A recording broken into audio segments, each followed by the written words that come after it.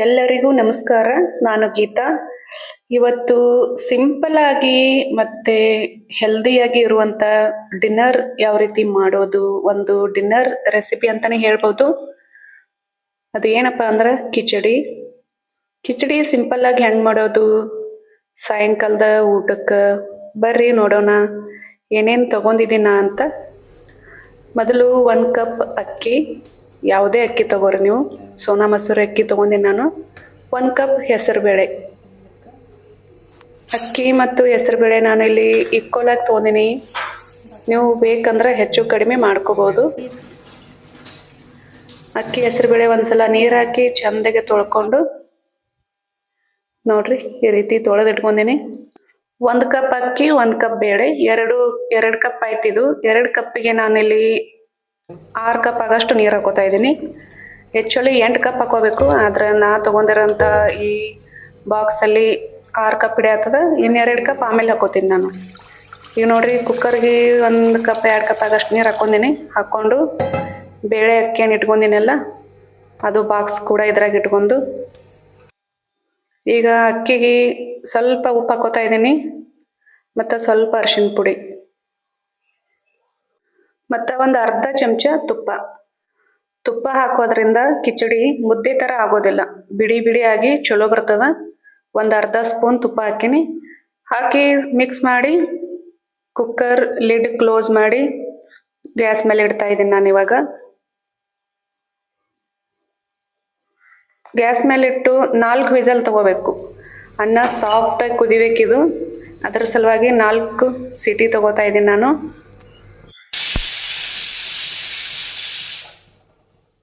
ನಾಲ್ಕು ವಿಸಲ್ ಆದ್ಮೇಲೆ ಕುಕ್ಕರ್ ಸೈಡಿಗೆ ಎತ್ತಿಟ್ಕೊಂಡಿನಿ. ಈಗ ಒಗ್ಗರಣೆ ತಯಾರು ಮಾಡ್ಕೊಳತ್ತೀನಿ. ಕಡಾಯಿ ಇಟ್ಕೊಂಡು ಸ್ವಲ್ಪ ಎಣ್ಣೆ ಹಾಕಿ, ಎಣ್ಣೆ ಬಿಸಿ ಆದ್ಮೇಲೆ ಸ್ವಲ್ಪ ಸಾಸಿವೆ ಹಾಕ್ತಾ ಇದ್ದೀನಿ. ಸಾಸಿವೆ ಸಿಡಿದ್ಮೇಲೆ ಸ್ವಲ್ಪ ಜೀರಿಗೆ ಹಾಕೋತಾ ಇದ್ದೀನಿ. ಸಿಂಪಲ್ ಆಗಿ ಒಗ್ಗರಣೆ ಮಾಡ್ಕೋತಾ ಇದ್ದೀನಿ. ಜೀರಿಗೆ ಕೂಡ ಫ್ರೈ ಆದ ಬಳಿಕ 1-2-3 ಎಲೆ ಕರಿಬೇವು, ಒಂದು ಸ್ವಲ್ಪ ಹಸಿಮೆಣಸಿನ್ಕಾಯಿ ಹಾಕ್ಕೊಂಡು ಫ್ರೈ ಮಾಡ್ಕೋತಾ ಇದ್ದೀನಿ. ಮತ್ತು ಉಳ್ಳಾಗಡ್ಡಿ ಕಟ್ ಮಾಡಿ ಇಟ್ಕೊಂಡಿದ್ದೆ, ಸ್ವಲ್ಪ ಉಳ್ಳಾಗಡ್ಡಿ ಹಾಕ್ಕೊಂಡಿದ್ದೀನಿ. ಸಾಫ್ಟ್ ಆಗುತ್ತಾನ ಸ್ವಲ್ಪ ಫ್ರೈ ಮಾಡ್ಕೋಬೇಕು. ಈಗ ನೋಡ್ರಿ ಉಳ್ಳಾಗಡ್ಡಿ ಸಾಫ್ಟ್ ಆದ ಬಳಿಕ ಟೊಮ್ಯಾಟೊ ಹಾಕೊಳತ್ತೀನಿ. ಟೊಮ್ಯಾಟೊ ಹಾಕ್ಕೊಂಡು ಚೆಂದಾಗಿ ಒಂದ್ಸಲ ಫ್ರೈ ಮಾಡ್ಕೋಬೇಕು. ಸಾಫ್ಟ್ ಆಗಬೇಕಿಲ್ಲಿ ಒಗ್ಗರಣೆ ನಮ್ಮದು. ಒಂದು ಸ್ವಲ್ಪ ಉಪ್ಪು ಹಾಕೊಳತ್ತೀನಿ. ಬೇಗನೆ ಮೆತ್ತಗಾಗ್ತದ ಟೊಮ್ಯಾಟೊ ಮತ್ತು ಈರುಳ್ಳಿ ಎರಡು.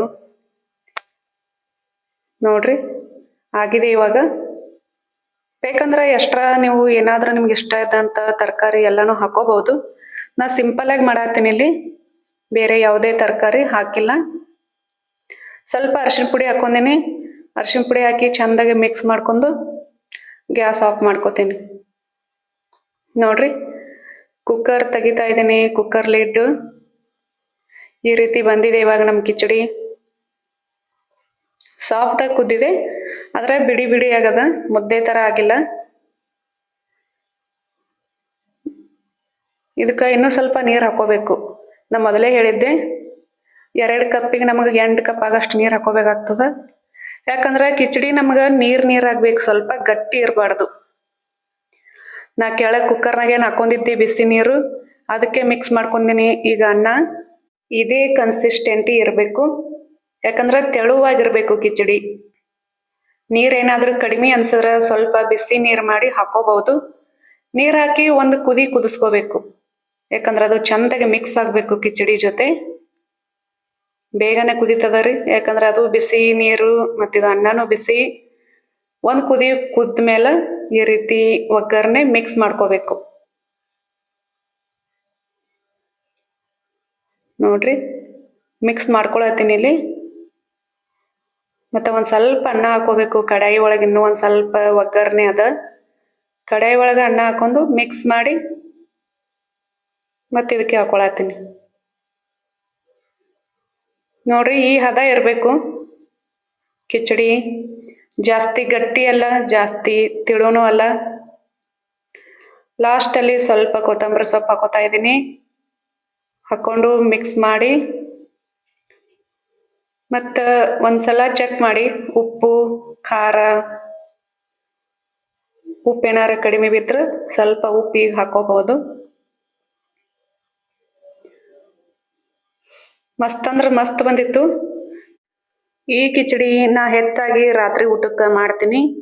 ಯಾಕಂದ್ರೆ ಸಿಂಪಲ್ ಆಗಿರ್ತದ, ಬೇಗನೂ ಆಗ್ತದ ಮತ್ತು ಲೈಟ್ ಆಗಿರ್ತದ. ನಮ್ಮ ರಾಷ್ಟ್ರೀಯ ಊಟ ಕಿಚಡಿ ತಯಾರಾಗಿದೆ ನೋಡ್ರಿ. ನಾನು ಬೌಲಿಗೆ ಹಾಕೋತಾ ಇದ್ದೀನಿ. ಈ ರೀತಿ ಬಂದಿದೆ. ಮಸ್ತಾಗಿತ್ತು. ಮನೆ ಮಂದಿಗೆಲ್ಲ ಇಷ್ಟ ಆಯಿತು. ನೀವು ಒಂದ್ಸಲ ಟ್ರೈ ಮಾಡಿ ಹೆಂಗೆ ಬಂದಿತ್ತು ಕಮೆಂಟ್ ಮಾಡಿ. Thank you for watching. Subscribe my channel. Support me.